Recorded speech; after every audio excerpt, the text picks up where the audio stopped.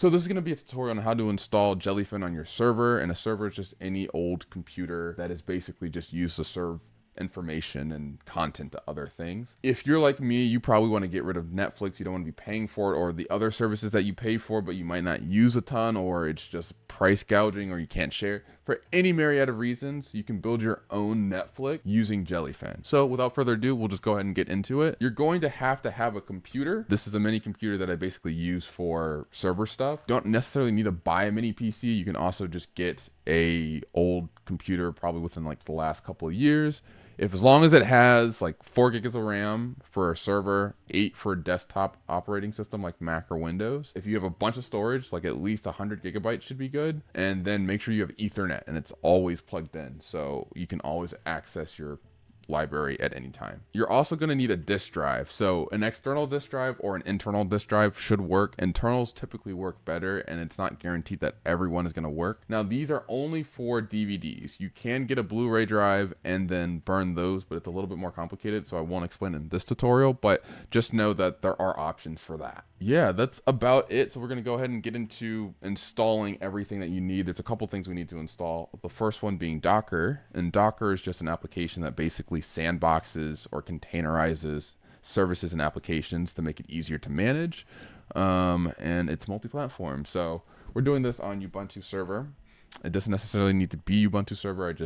I think it's one of the most popular server OSs out there, so use whatever you're most comfortable with, but we're going to do Ubuntu. So we're going to go ahead and grab this key, which is used for adding Docker to your list of packages that you can download from.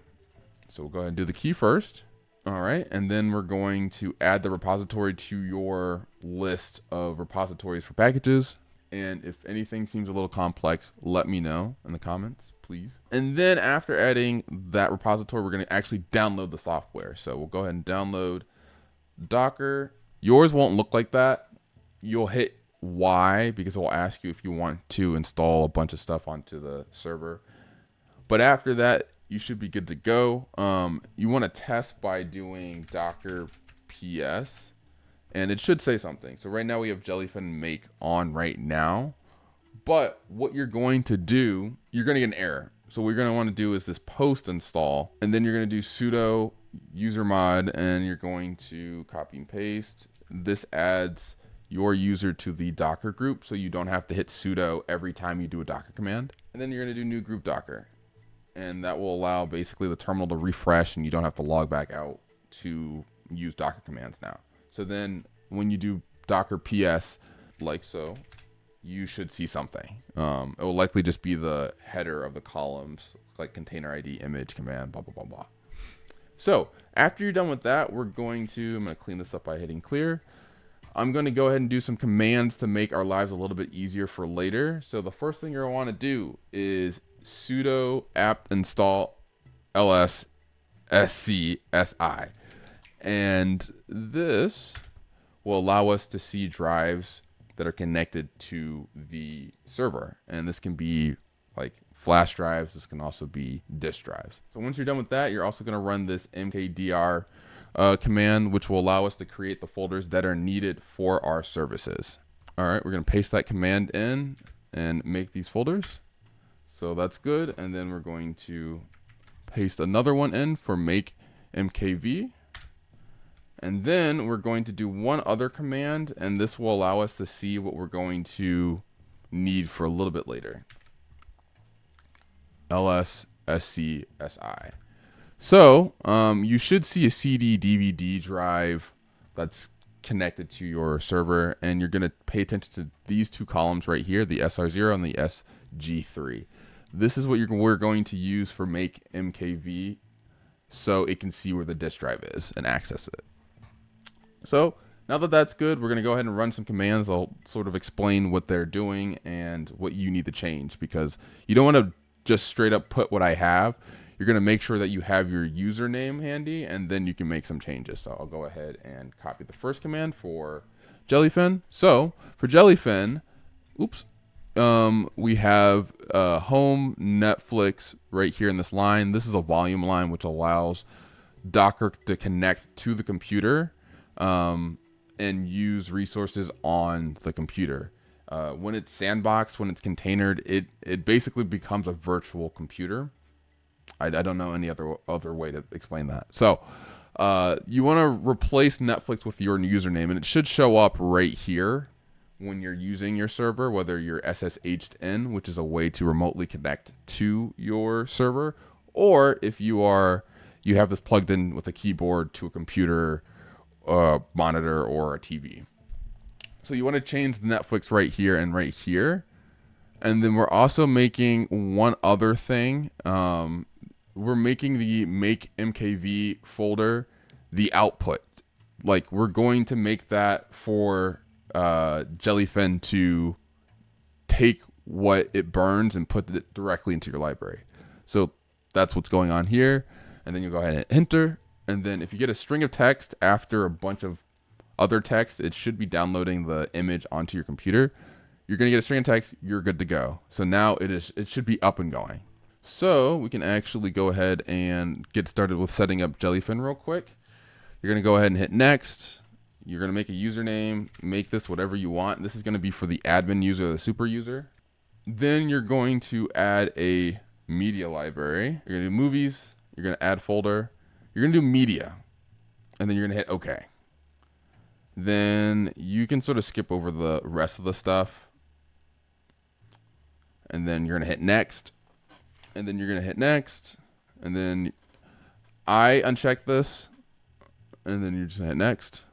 And then you're done. So now it's going to connect and it's going to say, please sign in. You're going to go ahead and put in your username and password. And you should be basically good to go for right now. Now we're going to go ahead and do MakeMKV. This project which dockerizes or containerizes the program MakeMKV, which traditionally you install on like Windows or Mac or whatever computer you have. So we're going to go ahead and get that command out. Similarly, for what we did for the first Docker command, we're also going to do a customization for this. So you're going to see Netflix is here similarly to the Jellyfin command. And you're going to take note of these two columns, SR0 and SG3. And you're going to make sure that it matches right here. The order doesn't really matter, but yeah, just make sure that both of them are under device, and you just revise it. You can revise it by just putting it into a notepad and then copy pasting into it, or you can just scrub through and then just edit it that way. So we're going to go ahead and hit enter. String of text means you're good to go. And then we're going to go ahead and make sure that it's working and set up correctly. If you have successfully gotten MakeMKV running, then you should see something akin to this. It's like a desktop application in a browser. And you should see when you are trying to access these resources, you're going to use a link that's based on your username. So you're going to take this, you're going to take the host name, which is the second name for your computer or the name of the computer. You're going to take that and then you're going to do a certain port for it. For Jellyfin, it's going to be Netflix : 8096, and then for MakeMKV, it's going to be Netflix : 5800, and you're going to alter this depending on the name of your computer, and not your username, but your server name. You are ready to basically rip. What you're going to do is you're going to it should have your DVD drive. You can sort of enlarge in this, but you put in your disk and you just go ahead and hit this button and it will start burning. I'm not going to do this because it's going to take forever. So I'm going to go ahead and just transfer the files over and show you what that looks like, because this can take 30 minutes to an hour. It can take a very long time. Now that it's finished and the folder is moved over, I should be able to show you what it will look like when you burn a disk on MakeMKV. So we're going to go ahead and go to the dashboard. So I'll explain what I'm doing. You're going to hit this. You're going to go to the dashboard. You're going to go to libraries. You want to hit scan all libraries, because intermittently it will scan for new videos, but what we want to do is force it to look at what we have. And then you have now the born identity on your server. So this works, but if you wanted to watch this outside of where you currently are, you would need some sort of service. So Tailscale works perfectly for this. So we'll go ahead and install Tailscale. on the server first, and then we can install it on, say, this computer, and then we can use it like you might expect. So what we'll first do is go to Tailscale, and you're going to go ahead and make an account. You have to use certain providers. So you have to have a Google account, or Microsoft account, GitHub account, Apple account, or an OIDC. There is an open source alternative to this called Headscale, which is a little bit more complicated, but it will allow you to basically do this without having to use one of these things. So I'll go ahead and sign up with GitHub. All right, and you're going to go ahead and follow these instructions. And then what you're going to do is you'll add your first device.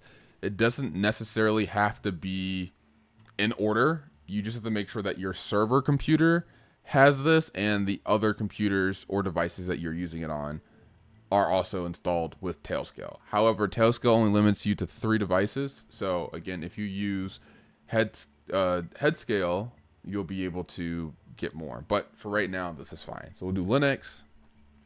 We'll copy this command and go ahead and put it in here.